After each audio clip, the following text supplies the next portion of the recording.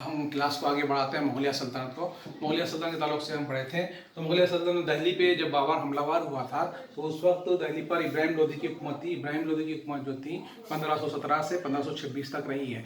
तो जब बाबर दिल्ली पर हमलावर हुआ तो दिल्ली सल्तनत छत्तेबाजियों में मुनक़सिम थी, यानी कि ग्रुप बंदियों में मुनक़सिम थी और एक दूसरे के मुखालिफत में थे।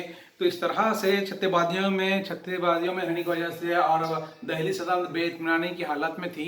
तो इब्राहिम लोदी का जो दौर रहा है 1517 से 1526 तक, वो बड़ा ही जालिमाना रहा है, क्योंकि इब्राहिम लोदी जो है एक घुमंडी राजा था, गुरूर भरा राजा था। और वो अपनी रियाय के हक में काम नहीं करता था, बल्कि अपने रिश्तेदारों से भी, उसके रिश्तेदार भी उससे नाराज रहते थे, उसके वज़ार भी उससे नाराज रहते थे।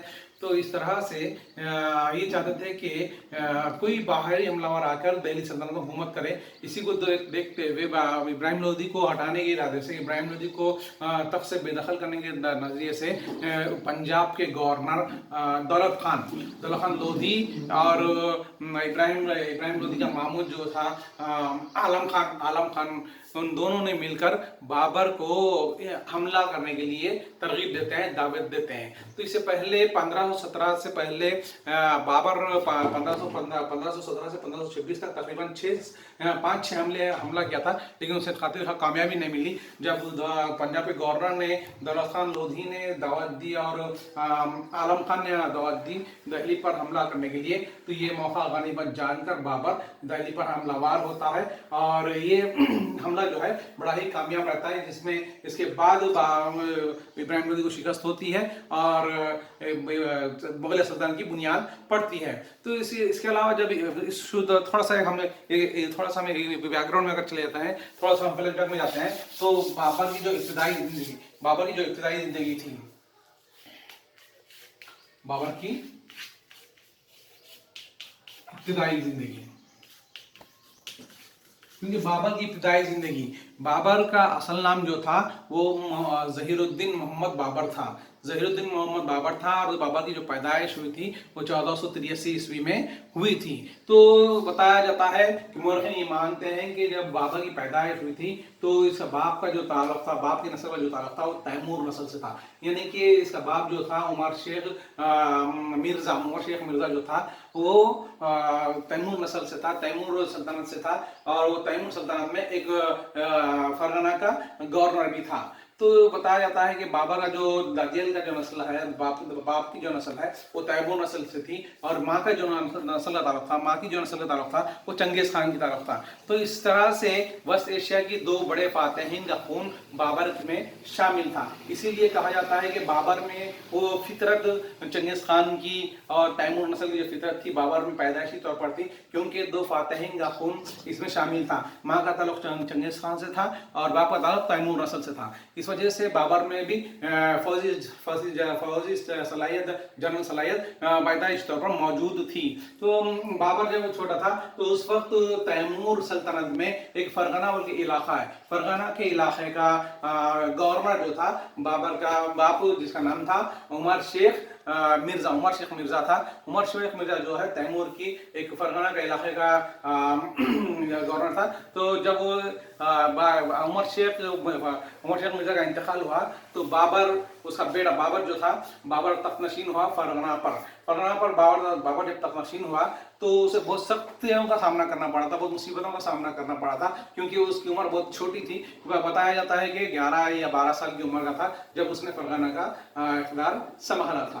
तो इस तरह से सख्तियों को झेल जाता है और जब बाबर फरगना का गवर्नर बना तो अब उसकी ख्वाहिश थी कि तैमूर के पायतख्त जो समरकंद में वाक़ था, समरकंद एक इलाका है तैमूर इलाके का, तो तैमूर के पायतख्त पर हुकूमत करना, अपने पायतख्त को अपने इसमें शामिल कर लेना, उस पर हुकूमत करना बाबर की एक ख्वाहिश थी। लेकिन ये ख्वाहिश बाबर की पूरी नहीं हो सकी, मजबूरन उसे फरगना को भी छोड़ना पड़ा, क्योंकि फरगना को जब मालूम हुआ तैमूर के बादशाहों को तो बाबर का ऐसा इरादा है समरकंद पर हमला करने में था, तो मजबूरन बाबर को भी क्या बोलते हैं फरगाना से बेदखल कर दिया गया है, उसे वहां से निकाल दिया गया है। वहां से निकलने के बाद बाबर सीधा काबुल पहुंचता है। काबुल में लगभग 20 साल रहा। 20 साल के दौरान 1504 ईस्वी में बाबर ने काबुल में रहते हुए अपनी एक छोटी सी एक फौज बना ली थी, चंद लोगों को मुश्तमिल एक फौज बना रही थी, एक फौजी मुहिम शुरू कर दी थी।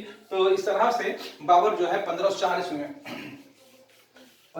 ईस्वी में काबुल में एक मुख्तसर सी फौज बनाई थी और फौज के जरिए से वो आसपास के इलाकों पर हुकूमत करना शुरू कर दिया था। तो ये बाबर की जो इब्तिदाई जिंदगी थी बड़ी ही तकलीफों से, बड़ी ही मुसीबतों से गुजरी थी, क्योंकि बचपन में इसके बाप का इंतकाल हो गया था। इस वजह से इसे फरगाना से भी निकाल दिया गया था और फरगाना निकालने के बाद काबुल पहुंचा था। काबुल पहुंचकर वहाँ 20 साल रहा। 20 साल रहने के बाद जो है 1504 ईस्वी में वो एक फौज तैयार करता है। उस फौज की मदद से अब हमला शुरू करते हैं। तो इसके अलावा हिंदुस्तान की फतेह, बाबर की जिंदगी में हिंदुस्तान की फतेह, हिंदुस्तान की फतेह। जब बाबर काबुल में 20 साल रहा तो उसने ये देखा कि हिंदुस्तान की माल और दौलत के ताल्लुक से, यहाँ की ज़रूरत के ताल्लुक से, यहाँ की दौलत के ताल्लुक से वो बहुत सुन रखा था। तो उसकी ख्वाहिश थी कि वो हिंदुस्तान को फतेह करे। लेकिन इब्राहिम लोदी की हुकूमत होने की वजह से वो 6 मरतबा हमलावर होता है, लेकिन उसे नाकामयाबी मिलती है। लेकिन बेहतरीन मौका उसे कब फराम होता है बोले तो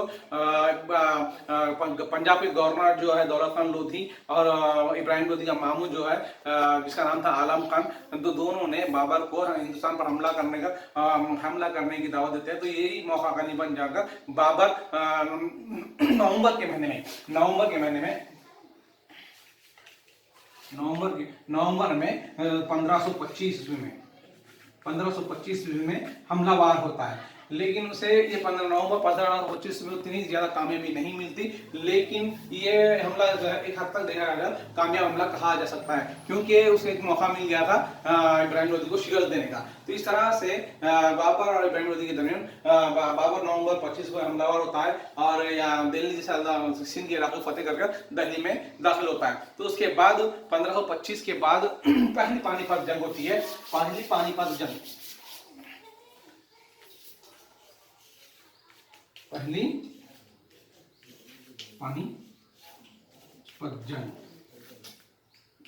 जो 21 अप्रैल 1526 ईस्वी में होती है।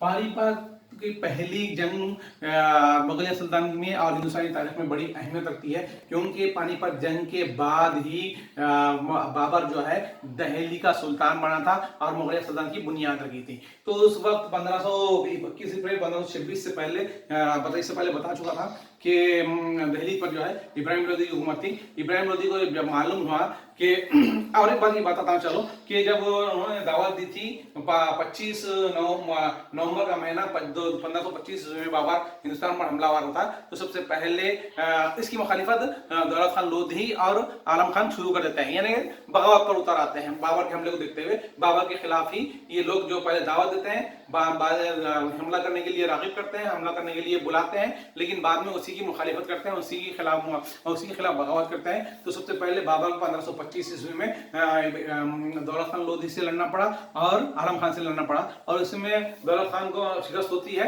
और ये सारे इलाके जो है बाबर के हाथ में थे। उसके बाद इब्राहिम लोदी को जब पता चलता है कि बाबर यहाँ दिल्ली की तरफ रुख कर रहा है, दिल्ली की तरफ बढ़ रहा है, तो इब्राहिम लोदी भी अपने पायतख्त छोड़कर, दिल्ली सल्तनत को छोड़कर पानीपत के मैदान की तरफ बढ़ता है। पानीपत का मैदान जो है वो दिल्ली और थानेश्वर का दरमियान का जो इलाका है, बड़ा वसी इलाका है, बड़े वसी मैदान है जो दिल्ली और थानेश्वर के दरमियानी इलाका है, उसे पानीपत का मैदान कहा जाता है।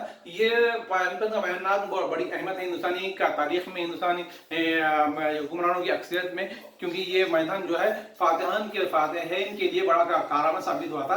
तो इब्राहिम लोदी जो है अपनी 1 लाख से ज्यादा फौज, तकरीबन 1 लाख से ज्यादा फौज लेकर वो मैदान की तरफ बढ़ता है और उसके साथ उसके पुष्ट पनाही जो है 100 से ज्यादा हाथी बात ही करते हैं। तो इससे मतलब ये हुआ कि इब्राहिम लोदी के पास एक वसी फौज थी, 1 लाख से ज्यादा फौज थी और हाथी फौज भी थी। तो बाबर दिल्ली की तरफ बढ़ रहा बोल के वो ये भी पाया था अब हमने दिल्ली तरफ को छोड़कर मैदान की तरफ आगे बढ़ता है। तो उस वक्त बाबर के पास सिर्फ 12,000 आदमियों की फौज थी। तो 12,000 आदमियों की फौज थी, लेकिन जंगी चालों से बेहतरीन वाकफियत रखता था बाबर और उसकी फौज भी। उसकी फौज में भी ऐसे जंगजू थे जो हर जंग के महाज में वो कामयाबी हासिल करते थे। तो जंगी सलाहियत से माहिर लोग थे 12,000। तो जबकि इब्राहिम लोदी के पास 1 लाख फौज थी, 1 लाख से ज्यादा फौज थी, हाथी सवार फौज भी थी और बाबर के पास 12,000 फौज थी। इसके अलावा बाबर के पास एक तोपखाना फौज भी थी। तोपखाना फौज की कमांडर इसके 2 अहम कमांडर करते थे, जिसका नाम था उस्ताद अली, एक का नाम था और मुस्तफा का। ये दोनों बाबर के पास तोपखाना फौज के कमांडर करते थे और ये तोपखाना फौज जो पानीपत की जंग में बड़ी अहमियत का मिल रहा है और ये पानीपत जंग फतेह करने में कामयाबी मिली है। तोपखाने फौज की चाल की वजह से वो बाबर को इब्राहिम लोदी के खिलाफ पानीपत के मैदान में कामयाबी मिली है। ये पानीपत की पहली जंग जो है 21 अप्रैल 1526 को लड़ी गई थी और ये हिंदुस्तान की तारीख को बदल कर रख दी थी। और हिंदुस्तान की तारीख में एक मुगलिया सल्तनत का दौर शुरू होता है और मुगलिया सल्तनत का वजूद शुरू होता है और मुगलिया सल्तनत की बुनियाद पड़ती है 1500। उसके बाद बाबर जो है आगरा को फतेह करता है, आगरा को अपना पायदार बनाता है। आगरा का गवर्नर जो है बाबर का बेटा हुमायूं को मुखर्रर करता है और जब आगरा को फतेह करते हैं तो बहुत सारी दौलत उनके हाथ आती। उस दौलत में कोहिनूर हुर्रा भी शामिल था और कोहिनूर हुर्रा जो बड़ा अहम था, बड़ा खिंडी था। कोहिनूर हुर्रा भी इनके हाथ लगता है, मुगलों के हाथ लगता है और हुमायूं जो है हुमायूं गवर्नर बनाता है और आगरा को अपना पायदार बनाता है। इस तरह से दिल्ली सल्तनत पर मुगलों का दौर शुरू होता है। बाबर फाउंडर था मुगलिया सल्तनत का, बानी था मुगलिया सल्तनत का। इस तरह से मुगलिया सल्तनत पानीपत की पहली जंग के बाद हिंदुस्तान में एक मुगलिया सल्तनत का वजूद होने में आता है, एक सिलसिला शुरू होता है। तो पानीपत की पहली जंग बड़ी अहम मानी जाती है हिंदुस्तानी तारीख में मुगलिया दौर की शुरुआत में। तो ये आज की क्लास के लिए इतना ही काफी है।